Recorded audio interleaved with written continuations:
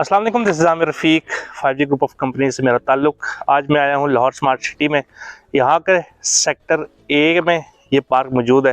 पीछे आप बड़ी खूबसूरत मस्जिद देख रहे हैं अपनी स्क्रीन के ऊपर। ड्रोन फुटेज के साथ मैं आपको बड़े सपोर्टिंग एविडेंस के साथ दिखाऊंगा यहाँ पर कितनी ज़बरदस्त डेवलपमेंट हो रही है, क्यों 10 मरला और 1 कनाल के विलास बड़ी prime value and prime investment opportunity रखते हैं। इसके अलावा जर्नल ओवरसीज़ प्राइम के अलावा लाहौर स्मार्ट सिटी की जर्नल डिस्कशन होगी। इस वीडियो को आपने पूरा देखना है। अस्सलाम वालेकुम, this is Aamir Rafiq. Lahore smart city के लेटेस्ट अपडेट के साथ आपके साथ मैं हाजिर हूँ। बहुत अरसे के बाद लाहौर स्मार्ट सिटी की मैंने वीडियो बनाई और ओवरसीज प्राइम 1 के अंदर सेक्टर ए में करंटली मेरा ड्रोन फ्लाई कर रहा है। लाहौर स्मार्ट सिटी की कम वीडियोस बनाने का मकसद ये है कि ट्रैवलिंग और बाकी चीज़ों के मामलात आपके सामने, डिमांड भी कम रहती है और फिर प्राइसिंग कंपटीशन इतना ज़्यादा है कि वो फिजिबिलिटी ही रहती नहीं है इस्लामाबाद से लाहौर आके वीडियो बनाएं। इस पार्क की बड़ी मशहूरी है, इस पार्क के अंदर बड़ी ग्रीनरी है और इस पार्क के अंदर बड़ी आपको प्लेजेंट फील आती है। यहाँ पर लेबर अपने जो है फ्री टाइम में आके रेस्ट कर रही होती है। 10 मरला कनाल का ये सेक्टर ए, इसकी मस्जिद भी माशाल्लाह से बहुत ही ज़्यादा प्यारी है। क्योंकि मेरा कैपिटल स्मार्ट सिटी के हवाले से एक्सपीरियंस ज़्यादा है तो मैं आपको capital smart city versus Lahore smart city के हवाले से बताता चलूँ तो लाहौर स्मार्ट सिटी के अंदर बड़ी ज़्यादा ग्रीनरी है, आपको वाइब्रेंट फील आती है यहाँ पे, ना कि डस्टी माहौल फील होता है जैसे कैपिटल स्मार्ट सिटी में है। लाहौर स्मार्ट सिटी के अंदर जो ये विलाज हैं प्राइसिंग वाइज देखें तो जस्टिफाइबल नहीं है, लेकिन जब आप मौके पे विज़िट करते हैं और वो क्वालिटी एक्सपीरियंस करते हैं जो कि आपको लिटरली ओवरसीज़ कंट्रीज़ में मिलती है, ये क्वालिटी और ये फिनिशिंग कैपिटल स्मार्ट सिटी के किसी भी सेक्टर में अभी तक मैंने नहीं देखी है। ये मैं आपको बड़े वसूख से कह रहा हूँ। तो इस प्लेजेंट फील को एंजॉय करने के लिए और इस प्रीमियम क्वालिटी के लिए आपको वो प्राइसिंग सूट करती है। इसलिए अगर वो विलास नहीं लिए तो इस प्लेजेंट फील को, vibrant and rich quality of experience को हासिल करने के लिए आपको विलास में इन्वेस्टमेंट ज़रूर करनी चाहिए। अगर आप ये बने बनाए विलास नहीं लेते तो खुद प्लॉट लेके मकान बनाएं, लेकिन यहाँ पर मकान बनाना समझ आता है। ओवरसीज प्राइम का सेक्टर ए 100% पोजेशनेबल है। डेवलपमेंट वाइज, क्वालिटी वाइज देखें और रोड इंफ्रास्ट्रक्चर को देखें, इसकी क्वालिटी अनमैचेबल है। लाहौर स्मार्ट सिटी की प्लस पॉइंट ये है कि यहाँ पर ज़मीन लेवल्ड होने की वजह से फिलिंग वाला कोई चक्कर है ही नहीं है। सॉलिड ज़मीन और पानी की अवेलेबिलिटी है। अब तो बाईपास रोड से भी इंट्रेंस और जो रेलवे ट्रैक है उसका भी एनओसी आ चुका है, इसलिए आपको रोड कनेक्टिविटी की टेंशन तो नहीं होनी चाहिए। रही बात रिमेनिंग इंफ्रास्ट्रक्चर की, हॉस्पिटल, स्कूल एंड कॉलेजेस तो वो अंडर कंस्ट्रक्शन है। तो मेरे एक्सपीरियंस के मुताबिक यहाँ पर आपको जो लाइफ है वो नेक्स्ट 1 साल के अंदर एक हेल्दी लाइफ का आना यहाँ पर शुरू हो जाएगा। महंगी प्राइसिंग के ऊपर विलास लॉन्च करने का एक और भी मकसद ये है क्योंकि आगे जो स्मार्ट सिटी फर्दर लैंड को जो एक्वायर कर रही है मास्टर प्लान के हवाले से, वो इस डेवलपमेंट को देखते हुए काफ़ी ज़्यादा महंगी हो चुकी है। तो करंट जो लैंड है वो तो उन्होंने रीज़नेबल एक्वायर की, लेकिन जो फेज़ 2 के लिए जो लैंड है वो काफ़ी ज़्यादा इनके लिए एक्सपेंसिव है। स्ट्रीट साइज़ में आप देखें यहाँ से जर्नल 2 गाड़ियों की चलने की जगह, लेकिन अगर किसी ने साइड पे पार्किंग करनी है तो एक गाड़ी ये है, एक गाड़ी वो है। तो ये जो साइड पे फुटपाथ है वो यूजुअली आपके गाड़ियों के लिए पार्किंग के तौर पे इस्तेमाल होंगे। ये कौन है और इसको मेरे ख्याल में रोड साइज़ को और चौड़ा हो जाना चाहिए था जिस तरह बहरिया टाउन में है।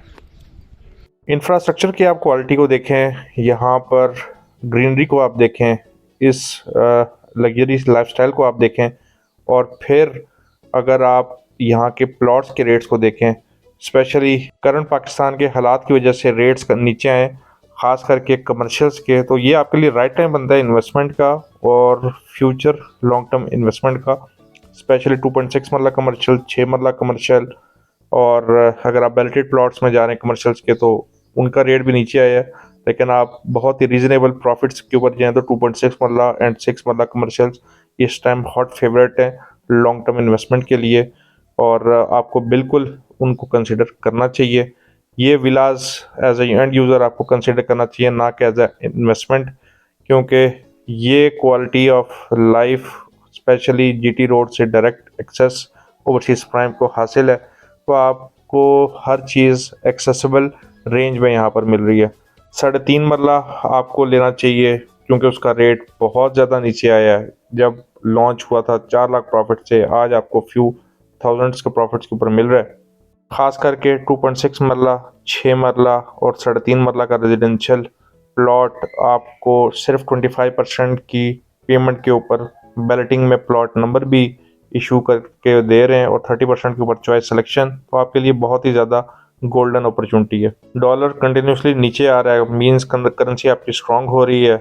बेशक करंट पॉलिटिकल सिचुएशन में आप लोग या कोई भी इन्वेस्टमेंट से हेजिटेंट हैं, लेकिन अगर आप लॉन्ग टर्म के हवाले से देखें तो जब चीज़ें वापस फ्लरिश करेंगी तो ये प्रॉफिट के रेट्स भी नहीं होंगे, जंप होंगे।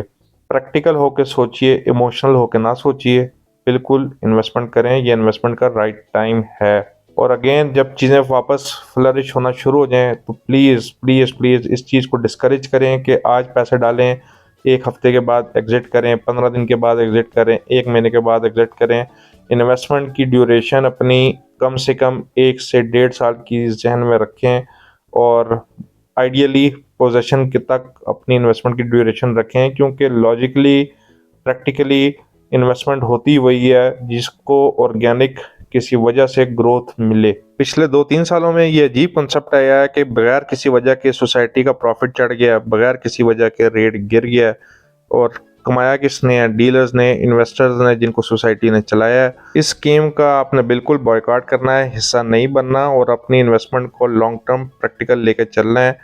क्योंकि एग्जांपल आपको देता हूँ कि जब आपको इस चीज़ की आदत पड़ती है कि आपको कुछ दिनों में प्रॉफिट मिलना शुरू होता है तो आप अपने वॉल्यूम को, इन्वेस्टमेंट को बढ़ा देते हैं और आपको लगता है कि मैं इस स्कीम का किंग हूँ, मुझे अब सारी चीज़ समझ आ गई है। और यहीं पर आप गलती करते हैं और अपनी इन्वेस्टमेंट वॉल्यूम को बढ़ाकर वो तमाम 1-1.5 साल का प्रॉफिट, 2 साल का प्रॉफिट जो आपने कमाया होता है वो सिर्फ अपने वॉल्यूम, इन्वेस्टमेंट वॉल्यूम को बढ़ाकर सडनली सोसाइटी अपना चेंज ऑफ माइंड करती है और आपकी वो सारी इन्वेस्टमेंट, वो प्रॉफिट, वो लॉस में आप चले जाते हैं। फॉर इंस्टेंस जिसने 1 करोड़ रुपए प्रॉफिट के ऊपर 8 मरला कमर्शियल लिया है, आज उसका 50% से भी ज़्यादा रेट नीचे आ गया, लॉस किसको है? 40-50 लाख रुपया कमाना क्या आसान बात है? आर्टिफिशियल बूमिंग में आपको बड़ा मज़ा आता है, लेकिन होता ये है कि सब चीज़ कंट्रोल होती है, कमाता वही है जो सोसाइटी का मालिक होता है, आप लोग सिर्फ हाथ मलते रह जाते हैं। फाइनल रिजल्ट वही है कि आपको लॉस मिलता है और उनके पास बहाना बिल्कुल अच्छा है कि इन्वेस्टमेंट आपने अपनी मर्जी से की है, उनके कहने पे नहीं की। ये तो थी ओवरसीज प्राइम के सेक्टर ए की फुटेज जो कि 100% पोजेशनेबल है, लेकिन सेक्टर बी में कहाँ पर सोसाइटी लैग कर रही है, नेक्स्ट आने वाली वीडियो में आपको नजर आएगी। चैनल को जरूर सब्सक्राइब कीजिएगा, अपना इंपॉर्टेंट फीडबैक वीडियो में दिए गए नंबर पर जरूर दीजिएगा। Thank you, Allah Hafiz.